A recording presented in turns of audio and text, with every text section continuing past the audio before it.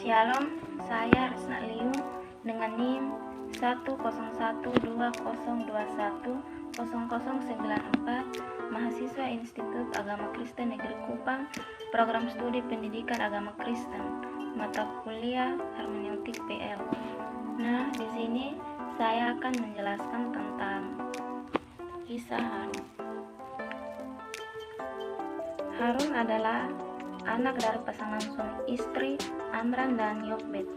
Adapun Harun mengambil Eliseba menjadi istrinya dan melahirkan baginya Nadab, Abihu, Eleazar dan Itamar.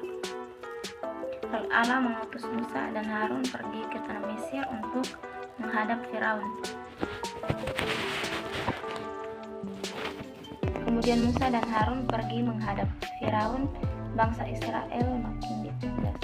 Kemudian Musa dan Harun pergi menghadap Firaun, lalu berkata kepadanya, "Beginilah firman Tuhan, Allah Israel, biarkanlah umatku pergi untuk mengadakan perayaan bagiku di padang gurun." Tetapi Firaun berkata, "Siapakah Tuhan itu yang harus kudengarkan firman-Nya untuk membiarkan orang Israel pergi? Tidak kenal aku Tuhan itu, dan tidak juga aku akan membiarkan orang Israel pergi." Lalu kata mereka, "Allah orang Ibrani telah menemui kami, izinkanlah kiranya kami pergi ke padang gurun 3 hari perjalanan jauhnya, untuk mempersembahkan korban kepada Tuhan Allah kami, supaya jangan nanti mendatangkan kepada kami penyakit sampar atau pedang." Tetapi Raja Mesir berkata kepada mereka, "Musa dan Harun, mengapakah kamu bawa-bawa bangsa ini melalaikan pekerjaannya? Pergilah, melakukanlah pekerjaanmu." Tuhan mengangkat Harun sebagai nabi bagi Musa. Berfirmanlah Tuhan kepada Musa, "Lihatlah, aku mengangkat engkau sebagai Allah bagi Firaun, dan Harun abangmu akan menjadi nabimu. Engkau harus mengatakan segala yang kuperintahkan kepadamu, dan Harun abangmu harus berbicara kepada Firaun, supaya dibiarkannya orang Israel itu pergi dari negerinya." Adapun Musa 80 tahun umurnya dan Harun 83 tahun ketika mereka berbicara kepada Firaun. Tuhan berfirman kepada Musa dan Harun untuk menunjukkan mujizat-mujizat. "Apabila Firaun berkata kepada kamu, 'Tunjukkanlah suatu mujizat,' maka haruslah kau katakan kepada Harun, 'Ambillah tongkatmu dan lemparkanlah itu di depan Firaun, maka tongkat itu akan menjadi ular.'" Musa dan Harun pergi menghadap Firaun, lalu mereka berbuat seperti yang diperintahkan Tuhan. Harun melemparkan tongkatnya di depan Firaun dan para pegawainya, maka tongkat itu menjadi ular.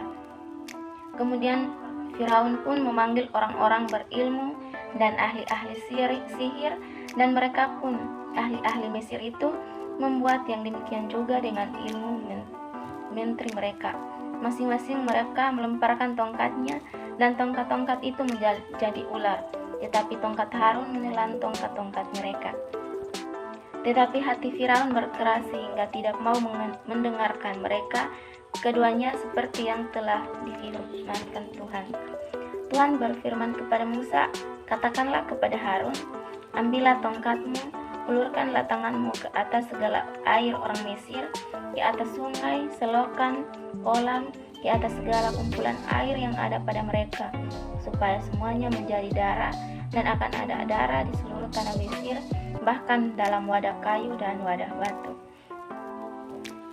Berfirmanlah Tuhan kepada Musa, "Katakanlah kepada Harun, ulurkanlah tanganmu dengan tongkatmu ke atas sungai, di atas selokan dan di atas kolam, dan buatlah kata-kata bermunculan meliputi tanah Mesir." Lalu Harun mengulurkan tangannya ke atas segala air di Mesir, maka bermunculanlah kata-kata lalu menutupi tanah Mesir. Berfirmanlah Tuhan kepada Musa, "Katakanlah kepada Harun, ulurkanlah tongkatmu dan pukullah itu ke debu tanah, maka debu itu akan menjadi nyamuk di seluruh tanah Mesir." Lalu mereka berbuat demikian. Harun mengulurkan tangannya dengan tongkatnya dan memukulnya ke debu tanah, maka nyamuk-nyamuk itu hingga pada manusia dan pada binatang. Segala debu tanah menjadi nyamuk di seluruh tanah Mesir. Berfirmanlah Tuhan kepada Musa dan Harun, "Ambillah jelaga dari dapur peleburan serangkuk penuh," dan Musa harus menghamburkannya ke udara di depan mata Firaun. Mana dan Sabat. Setelah mereka berangkat dari Elim, tibalah segenap jemaat di Israel di padang gunung Sin yang terletak di antara Elim dan gunung Sinai. Pada hari yang ke-15 bulan yang kedua, sejak mereka keluar dari tanah Mesir, di padang gurun itu mereka bersungut-sungut segenap jemaat Israel kepada Musa dan Harun, dan berkata kepada mereka, kalau kami mati tadinya di tanah Mesir oleh tangan Tuhan, kenapa kami duduk menghadapi kuali berisi daging dan makan roti sampai kenyang? Sebab kamu membawa kami keluar ke padang gurun ini untuk membunuh seluruh jemaah ini dengan kelaparan. Lalu berfirmanlah Tuhan kepada Musa, sesungguhnya aku akan menurunkan dari langit hujan roti bagimu, maka bangsa itu akan keluar dan memungut tiap-tiap hari sebanyak yang perlu untuk sehari, supaya mereka kucoba apakah mereka hidup menurut hukumku atau tidak. Dan pada hari yang ke-6, apabila mereka memasak yang dibawa mereka pulang, maka yang dibawa itu akan terdapat 2 kali lipat banyaknya dari apa yang dipungut mereka sehari-hari. Sesudah itu berkatalah Musa dan Harun kepada seluruh orang Israel, petang ini kamu akan mengetahui bahwa Tuhanlah yang telah membawa kamu keluar dari tanah Mesir, dan besok pagi kamu melihat kemuliaan Tuhan, karena Ia telah mendengar sungut-sungutmu kepadanya. Sebab apalah kami ini, maka kamu bersungut-sungut kepada kami.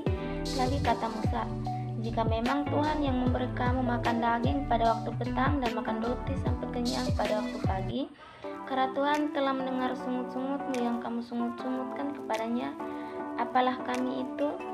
Bukan kepada kami sungut-sungutmu itu, tetapi kepada Tuhan. Kata Musa kepada Harun, katakanlah kepada segenap jemaat Israel, marilah dekat ke hadapan Tuhan, sebab Ia telah mendengar sungut-sungutmu. Dan sedang Harun berbicara kepada segenap jemaah Israel, mereka memalingkan mukanya ke arah padang gurun, maka tampaklah kemuliaan Tuhan dalam awan. Anak-anak Harun ditabiskan. Tuhan berfirman kepada Musa, panggillah Harun dan anak-anaknya bersama-sama dengan dia, dan ambillah pakaian-pakaian minyak, urapan, dan lembu jantan, korban penghapusan dosa, 2 domba jantan, dan bakul berisi roti yang tidak beragi. Lalu Musa menyuruh Harun dan anak-anaknya mendekat, dan dibasuhnyalah mereka dengan air. Kematian anak-anak Harun, yaitu Nadab dan Abihu. Kemudian anak-anak Harun, Nadab dan Abihu masing-masing mengambil pembaraannya, membubuh api ke dalamnya, serta menaruh ukupan di dalam api itu.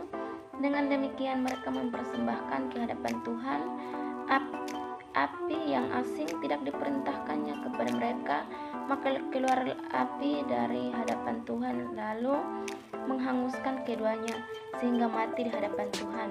Berkatalah Musa kepada Harun, inilah yang difirmankan Tuhan kepada orang yang karib kepadaku, kunyatakan kekudusanku, dan di muka seluruh bangsa itu akan kuperlihatkan kemuliaanku. Dan Harun berdiam diri. Kemudian Musa mengambil Misael dan Elsafan, anak-anak Usiel paman Harun, lalu berkatalah ia kepada mereka, datanglah kemari, angkatlah saudara-saudaramu ini dari depan tempat kudus keluar perkemahan.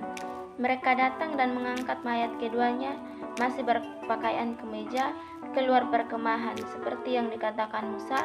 Janganlah kamu pergi dari depan pintu kemah pertemuan, supaya jangan kamu mati, karena minyak urapan Tuhan ada di atasmu. Mereka melakukan sesuai dengan perkataan Musa. Allah membuat tongkat Harun berbunga.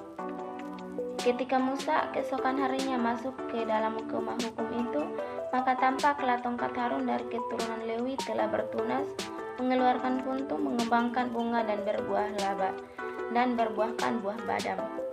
Kematian Harun. Musa menanggalkan pakaian Harun dan mengenakannya kepada Eleazar anaknya, lalu matilah Harun di puncak gunung itu. Kemudian Musa dengan Eleazar turun dari gunung itu. Ketika segenap umat itu melihat bahwa Harun telah mati, maka seluruh orang Israel menangisi Harun 30 hari lamanya. Makna yang terdapat dan dipelajari dari cerita Harun adalah pandai berbicara. Maka bangkitlah murka Tuhan terhadap Musa dan ia berfirman, bukankah di situ Harun orang Lewi itu kakakmu? Aku tahu bahwa ia pandai berbicara, lagi pula ia telah berangkat menjumpai engkau, dan apabila ia melihat engkau, ia akan bersuka cita dalam hatinya. Dan yang kedua yaitu taat dan bersabar. Kita sebagai orang Kristen, kita harus taat dan sabar dalam menghadapi segala sesuatu, baik itu masalah yang kecil maupun masalah yang besar. Kita harus menyelesaikannya dengan sabar dan dengan kepala dingin. Kita tidak boleh gegabah dan tidak. Mungkin ini sedikit penjelasan dari saya. Jika ada kata-kata yang salah, mohon dimaafkan. Semoga video ini dapat bermanfaat bagi para penonton. Terima kasih. Salam.